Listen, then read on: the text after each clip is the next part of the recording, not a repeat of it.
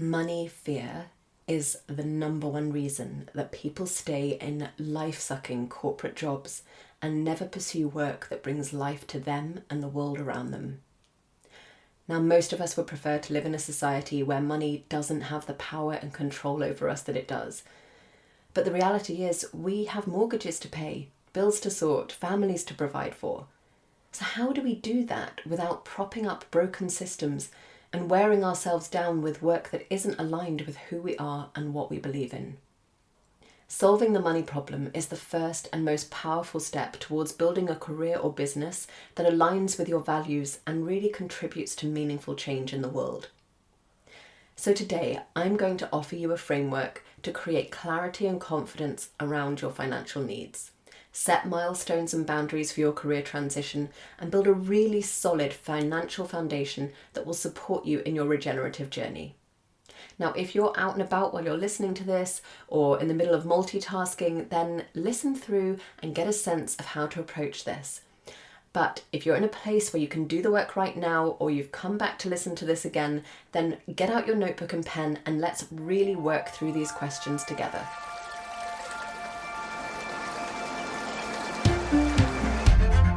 Welcome to the Regenerative Work-Life Podcast. If you are ready to make the leap out of your corporate job and into purposeful regenerative work, this is the show for you.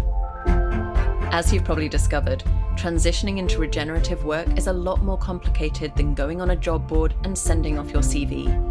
This journey you are embarking on means taking risks, going against the grain, overcoming challenges, and writing your own script.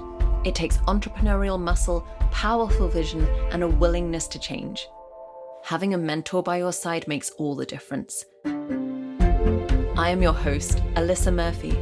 I have worked with hundreds of impact-focused businesses and individuals, and I am here to help you. Let's take things one step at a time as I show you how to quit corporate, find your vision, and successfully transition into regenerative work. Here we go.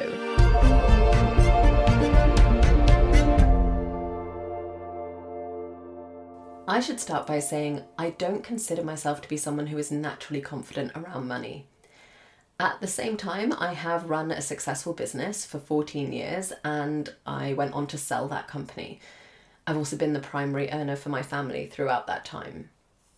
Recently, I had a conversation with the directors of my former company, where I still sit on the board, about how we can support the whole team with their financial literacy and what my journey with that looked like. And the honest answer is that I really had to work at it. I had to push past the feeling that money was a little scary, that I was frankly a little stupid when it came to numbers, and I had to be brave and force myself to ask questions whenever I needed to, and go back to the numbers again and again until I really understood them. And the more I did that, the more my confidence grew, up to the point where I was comfortable writing pitch decks for clients, discussing financial and investment strategy, and essentially being the financial director of my own company. One thing I've learned from my own experience is that you have to be willing to really look at the numbers, to spend time with them and translate what you see into clear statements or questions that you truly do understand. That process is extremely empowering. The temptation is always there to look away. Whenever we as a company were in a difficult patch, the very last thing I wanted to do was to look at the numbers. But I made myself do it because even when the picture was miserable, that clarity is what allowed me to make changes. I'm probably making it sound like a very logical process, but for me there was also a kind of energetic exchange to it. Once I was willing to really see the numbers and understand those implications, things would always begin to shift. This has happened to me too many times in my life and business for me not to take it seriously. Once I got really clear on the finances would somehow start to improve. You can go ahead and laugh at me, but honestly, there was something about me giving the money my attention that caused things to start to shift. And that shift is exactly what I want to talk to you about today. I'm going to walk you through a series of relatively simple questions so that you can get clarity on your money situation and start to make changes, start to feel that energetic shift. And listen, Before we get into the details, I want to say that I know money is a really emotional subject for many of us. We each have our own story and our own hang-ups around money, and many of us don't feel comfortable or confident with these kinds of questions. If you feel like you really need someone to hold your hand and walk you through each of these steps and give you honest feedback about what's going to be realistic and effective for you, come and put your plan together with my support. I offer a 2-week package where we'll start with a deep dive into your money question, tailor a plan specifically to your needs and challenges, and I'll then support you for the next 2 weeks as you refine that plan, share it with friends and family, and take your first steps into the new chapter of your career. Visit regenerativeworklife.com/discovery to book a free short call with me while I'll explain all the details of the offer and answer any questions you might have. Okay, let's get to work. How do we pursue purpose-led regenerative work and find financial freedom? The first step when I work with clients who struggle with this, and rest assured, please, that's almost everybody, is to put a solid financial plan in place to support your career transition. And the reason that a well-worked through, written down financial plan is so important is it allows you to put your fear to bed. Because look, your fear just wants to keep you safe. And when your fear sees that you've actually thought through all of these questions and worries that it has, and you have a really sound structure and guardrails to work within, then it can take a step back. You can quite literally invite your fear to go and have a lie down and actually start making progress on a career that's going to bring you joy and satisfaction while making a positive contribution to the world around you. Today, I'm going to walk you through the 6 questions that you need to answer inside of that financial plan. And for each, I'm going to give you some context for why this question is important and what we're trying to achieve with our answer. Ready? Let's go. Question number 1. What lifestyle changes are you willing to make to take some of the pressure off during this transition? Really be honest with yourself about the difference between genuine needs and things that you just want or like to have. And the thing about this is, I wouldn't approach this thinking of this as sacrifice. Really look at the things that are aligned with your values and see where you can make changes there. What are you willing to shift on to try to do a little differently so that you can really empower yourself into this career change? The second question is, what is the minimum amount that you need each month? Not what is the amount that you feel good about, not an amount that matches your current salary. What do you actually need to be bringing in each month to support yourself and your family? You might be really surprised how empowering it is to come to this number. You might arrive at that number and think, oh my goodness, I can't believe that's how much money we need to spend. And perhaps you have to go back to question 1 and look at those changes again. Or you might arrive at that number and think, okay, you know what? That's actually quite doable. But whatever it is, you've given yourself that benchmark that now you can structure the rest of your plan around. The third question is, how are you actually going to fund this transition? Where is that minimum amount that you need each month coming from? Typically, it's going to be either savings or income or a combination of both. If you are fortunate enough to be in a position where you've built yourself a little bit of a financial cushion and you have some savings that you can draw from, the next question is, how much of that are you willing to invest in yourself and invest in this future career? You're kind of funding your own startup. And how much of your own capital are you willing to put behind this joyful, hopeful vision of future work that you have?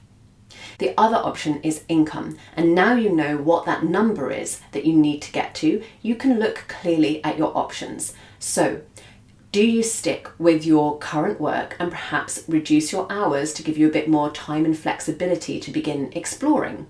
Now you know exactly what that might look like and what parameters you can work within. Or are you at the point where you just need to get out of that corporate job no matter what, in which case you might want to look at a bridging job. I go into more detail on this in this episode, 3 easy ways to make money while pursuing regenerative work. Essentially, a bridging job is a job whose purpose is just to meet that minimum monthly number that you need.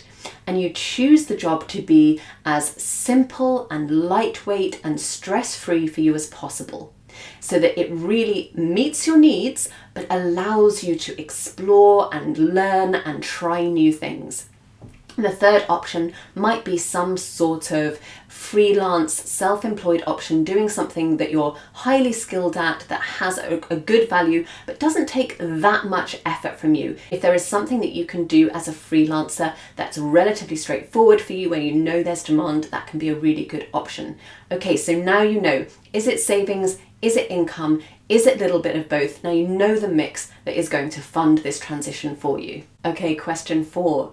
What is your runway for this transition? Now, this is a phrase that I've borrowed from my experience working with startups, but essentially a runway is how long the money is going to last for when you've had an investment into a company. If you know how much of your savings you're willing to invest and you know your monthly number, then you know how many months of runway you have. If you're looking at income, then you've got a little bit more flexibility there, and it's really a case of thinking, how long am I comfortable with this temporary work situation? How long am I comfortable in this bridging job? At what point am I really going to feel like I need things to start moving in a new direction? And it's just helpful to see what kind of time frame you're working with. Now, when we're talking about runway, there is something that I want you to be careful about, and that is time pressure. So yes, we are establishing what kind of time frame you have to work with in the initial stages. This is almost like your freedom time, your freedom ticket to say, look, I've got 6 months when I'm comfortable investing these savings, and I've got some small income from different sources, and I know that the financial piece is taken care of, and I can just let that go. I can explore, I can learn, I can train, I can test ideas. I've got 6 months until I need to think about this again. This isn't a case of thinking, right, it's sink or swim. I've got 6 months to make this work. This is not a pass or fail situation. So when you're thinking about your runway, really make this as flexible as possible. And the other thing I want to say is, give yourself permission for this to stay some kind of mix. You can absolutely have a kind of portfolio of income streams. In fact, I think that's a really resilient way to look at building your economic ecosystem. Flexibility and having lots of options and resilience is really key within your financial plan. Question 5. What is your desired timeline for achieving certain financial milestones? To keep yourself focused and to know that you're on track and moving in the right direction, it can be really helpful to think about what you want that financial picture to look like in the months and years ahead. So let me give you some examples of what this might look like, because it's a little bit more detailed. So right now, you may have chosen to stay in your corporate job, maybe reducing your hours a little bit with those lifestyle changes and using your additional time to pursue regenerative work. But you might feel quite strongly that you need to know that that time that you're spending in your previous job is going to come to an end or is going to continue to reduce. So you might want to think about how you tip the balance towards regenerative income over time. You might set yourself a goal to say, this time next year, I want to be leaving my corporate job completely. Or in 6 months' time, I'd like to have at least a certain percentage of my work coming from this new regenerative pursuit. And equally, you might have certain milestones for when you need to increase that monthly amount a little bit. You might feel that you're willing to make some quite dramatic short-term changes, but that you're going to need to increase stability over time. So this really just gives you some vision and some future planning on what the financial picture can look like over time. This brings us to the final question. Question 6.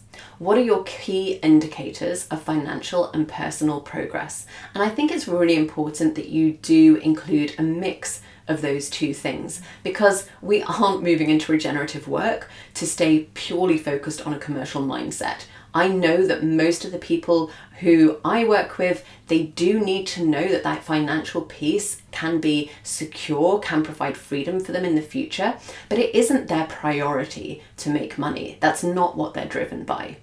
So what are some of the other elements that are really going to give you the confidence that you are making progress, you're heading in the right direction, that things are evolving for you? It's not going to be linear, it's not going to be straightforward, but over time you want to see that picture starting to piece together. You might set a KPI of generating any income at all from your passion project, for example, even if it's, really tiny amount, just to prove to yourself that it can be done. You might look at new skills that you've developed, projects that you've volunteered into, connections that you've made, things that you've tried and pursued and put into place. Think about what is going to give me the real confidence, so that, when fear stirs its sleepy head and is starting to worry about you and wants to check in, you can say, it's okay, fear. Look at everything that we have achieved on this transition. Now, when you've tackled each of these 6 questions, you will have yourself a robust financial plan to finally put those fears at ease, help you to partner with those around you, and communicate the changes that you're making with confidence. If you know that this is what you need, I strongly recommend that you actually write this plan out. Type it up, format it in a way that feels clear and solid. Please don't keep it in your head.